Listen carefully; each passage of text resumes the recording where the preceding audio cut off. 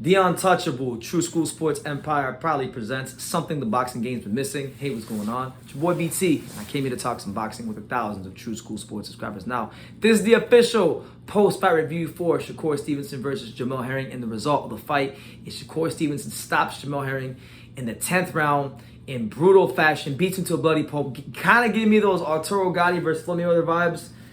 And yeah, man, it's just been a great day, man. Been a great day.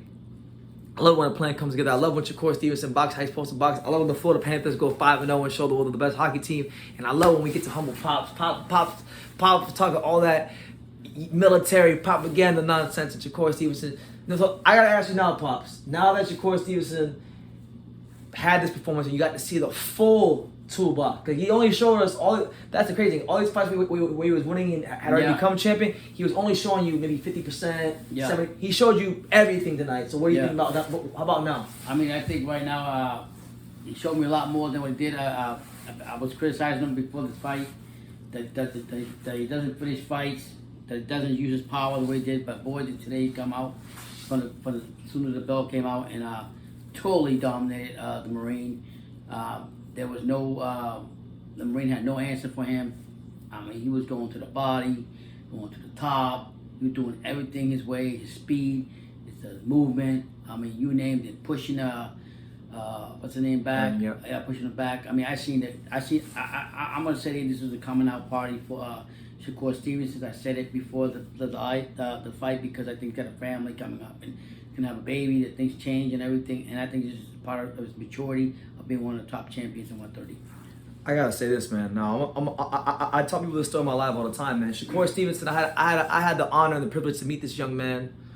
I think we're the same age, so I can't really call him a young man, but like, you know, I had a chance to meet Shakur Stevenson in 2016, before he signed with Top Rank, before he was an Olympian. I met Shakur Stevenson when he was just Olympic hopeful. Shakur Stevenson was winning the national tournaments, one of the Golden Gloves. On the come up. Really on the come up. Extremely baby-faced, interviewed him and whatnot. And like, at the time, I didn't know really anything about him. I had very limited knowledge of him when I interviewed him, and the interview still came out great.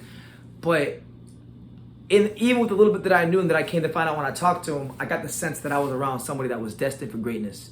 And, you know, I've been hard on Shakur recently because I know his quality and I know what he's capable of. And I was very disappointed in his last fight when he didn't step to the African cop, Jeremiah.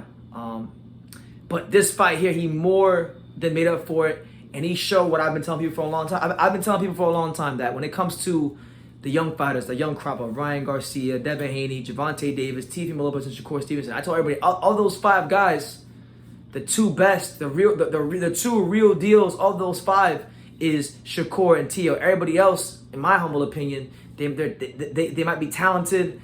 They can do some great things in the ring, but if we're comparing them to Shakur and Teo, I think the pretenders compared to those guys. And I feel like as time goes on, history's being very kind to me. And Shakur Stevenson tonight, he showed the whole package. He showed that he had dog in him. He showed the ability to hold his ground in the center of the ring, counter punching, speed, combination punching, everything you could ask for, defense, everything you could possibly ask a fighter to do, he went ahead and did it. There was no room for criticism. And what's crazy about that, I remember like 4 or 5 years ago, going back to the interview that you had with him and everything, you've been telling me this for years. You said, Dad, I'm telling you right now, this guy right here is going to be something special. Mm-hmm. And boy, was he special tonight. Absolutely. So yeah, man, really happy for him to put this performance on, to show people that what he's about. And you know, look, Jamel Herring, I want to talk about him a little bit. You know, it wasn't his night from the word go. You know, he came out with Jada Kiss. I was pretty gassed about that. That was probably the best highlight of the night for him. But Jamel Herring, it wasn't his night, and I don't think it was for lack of effort. I think he did try. I think he did listen to his corner. I think Bomac was giving him good instructions. I think he was trying to pressure Shakur. I think he was trying to punch him to the body. I think he was trying to do those things. But he was just outgunned in every department. You know, Shakur was too slick, too fast, too smart, too figure good. him out. In other words, you can just tell him, like, anytime you try to figure him out, Stevenson put it in another gear. Yeah. And he had an answer for it. And I think one of the big things BT said during the fight was his speed and his quickness. And believe me, that came into play. You notice that right off the bat. I mean, when you got a puzzle and you can't figure it out, you might as well say goodbye and good night. That's what happened today. I gotta say this. About Jamel Herring, man. Like, I have an appreciation for Jamel Herring's career because I remember, what was it, 4 or 5 years ago when he was a PBC fighter, and I remember very vividly when he fought Denis Shafikov, the tough European fighter, pressure fighter.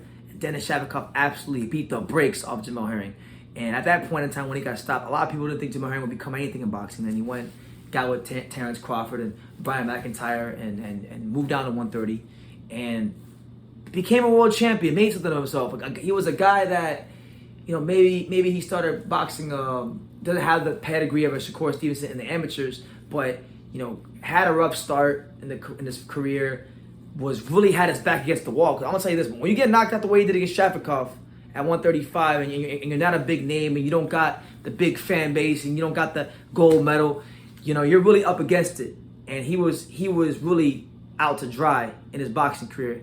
And he still showed against all odds that he had the heart, the soul, and the mettle to become world champion. So look, I know we don't hand out participation trophies, and he did get outclassed tonight. That we're not going to deny that. But for Jamel Herring to even be in a fight of this magnitude, if you're someone who's really followed Jamel Herring like I have, to see him even get to a fight where he's headlining on ESPN in Atlanta on Top Rank Show, it's a big deal. And I don't know if it's his last fight. I have a hunch that it will, because he's 35 years old.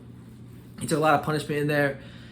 If it is, let me just say in advance, I tip my cap to Jamel Herring, because he's a true warrior, a true man, and he's someone that gave his life in that boxing ring. He maxed out every last bit of his talent. He has no reason to hang his head. He gave his best effort, and that's all you can ask for in life. It's okay if someone's better than you, because sometimes people are just more skilled, and they work very hard too, while they're skilled. So when you have the talent of a Shakur Stevenson, you work hard like Shakur Stevenson, you get a damn great fighter.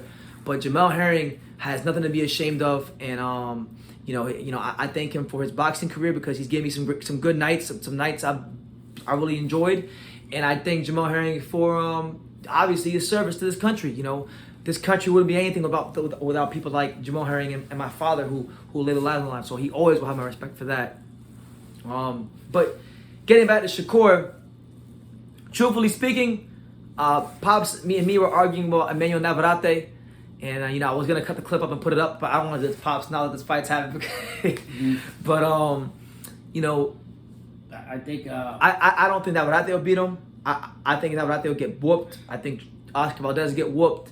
The only guy that I think will put up a competitive fight that's currently at 130 is maybe Consencio. I think Consencio's movement, his size, things like that, could give Stevenson some problems. But I think Shakur will eventually figure him out. And honestly, the way I see it, Pops, with his skills, with his confidence, with his style, with his subtleties in the ring, Shakur gonna be a hard guy to beat. A real hard guy to beat. And I'm gonna tell you this, Pops. I was telling you this earlier. I have this hunch, because at the weigh-in his face wasn't a bit sunken in, but I have this hunch, Pops. If it comes anytime soon, I have this hunch that the day he says, you know what, I'm going to 35, the current crop of guys at 35, like Tio, like Devin, like Ryan, Tank, all of a sudden, these guys are all going to be 40-pounders. They're all going to go up to 140, because that's how good Shakur Stevenson is. And right now, there's not enough money in it for those guys to, for those guys as management teams, and those guys to want to accept the fight with Shakur Stevenson. You know what I'm saying? So it is what it is. But listen, you guys take care. Shakur Stevenson, great performance. Great fighter, 2-division world champion, on the cusp of some brilliant things in his career. And also credit to respect to Jamel Herring for giving his best. It just wasn't enough.